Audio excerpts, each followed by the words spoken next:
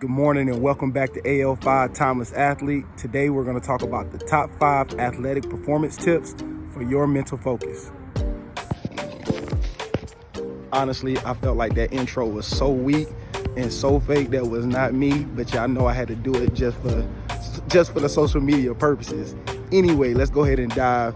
So we all witness athletes at the elite level every year performing, whether it's the Super Bowl, the World Series, the NBA championships.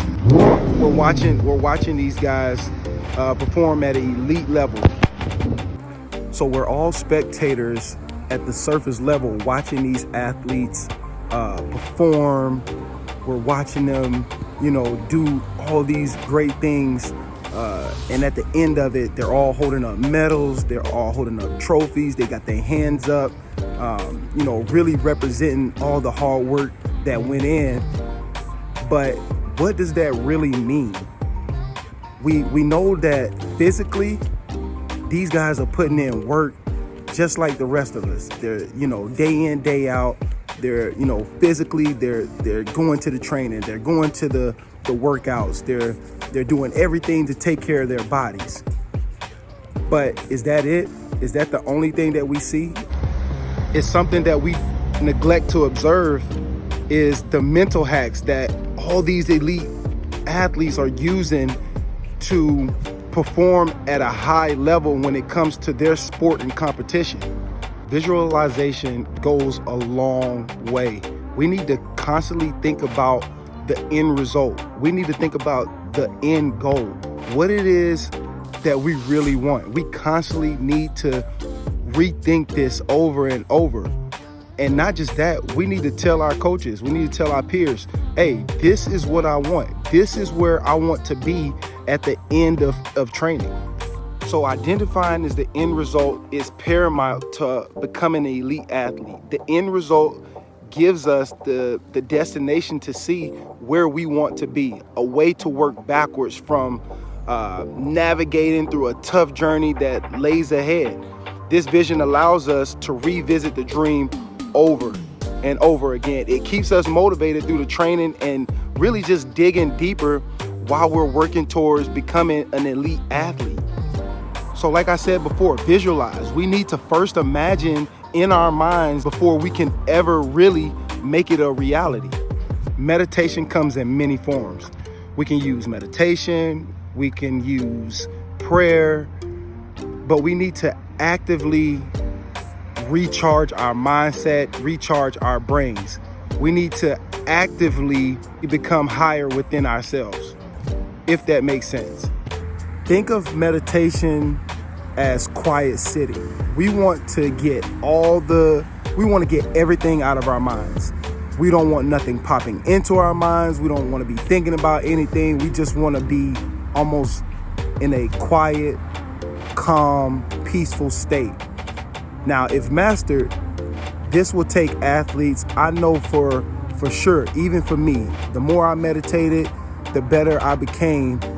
And it took me to a place that I never thought I would go. Ever heard of the idea of just intimate quiet sitting? It's an idea of just sitting throughout the day for a minute or two in which we only are into ourselves.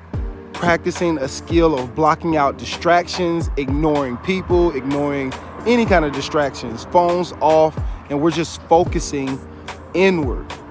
This will help greatly, I'm telling you. Like I've tried it. I've been somebody who's always searched for it, but it helps. It can take us to a place where we can handle stress a lot better. It would also help us handle the moment in superior fashion. So through meditation, we will have the skills to block out all other external distractions that keeps us from achieving all of the desired result, leads to greater physical output. So macro stress is the idea of what are we going to do in a couple of months? What plans am I going to make? Am I going to go see my family? What kind of training I'm going to be doing in the off season? When am I going to pay my bills? When am I going to cell phone. It's just all this extra stuff that we got going on in our life that basically capitalism has put on us. Having a plan impacts us mentally. No matter how much you think you are exempt, we all need a plan. We like to pretend like these stressors are not there, but they are. We have to engage in it as part of a larger mental training to learn what skills and tools can be utilized to minimize all this stress. Attacking everything gives us a way to handle stress, so handling stress more effectively allows us to perform at a higher level without our minds wandering or just straight up worrying. Managing stress, both macro and micro, not only leads to an elite athletic success, but leads to overall success in life. Well, if the macro stressors is paying all the bills and things like that, the micro stressors is being able to handle the talking during training. All the technical stuff is doable. We know how to, put our feet on the line. We know how to make sure our arms at 90 degrees, ear to ear, breathing. We can handle that, but we seem to kind of push the micro stressors, off to the side. We don't really want to handle that. We just want to kind of do the technical things, and that leaves us in a state of stress. We need to engage in micro stressors and challenge ourselves on a moment by moment basis. For instance, hearing people chew with their mouths open, that's a micro stressor. We need to learn how to handle so that we're not simply, allowing that to impact our day in a negative manner. We have to work on how to go through these steps to handle the micro stress step by step. So as an athlete, it could be someone talking trash before going on to perform an athletic event. We need to learn how to be inside ourselves to execute as effectively as possible. There has to be a way to deal with it. Putting a check-by-check system in place helps us athletes manage micro stress to improve athletic performance. Just remember, managing micro stressors is a skill that needs to be worked on throughout life constantly. It is not a once and then I'm done type of thing. But I don't know what they cooking over here in Finland, but they smell good. Hey, so let's move away from the stressors and let's focus in a little bit more on the mental game that requires thinking about technique, movement, mobility, and the work that needs to be put into the training, both physically and mentally. It is the idea of visualizing, of making the big play, hitting the walk-off home run to win the World Series, or maybe even launching a bomb to win the Super Bowl.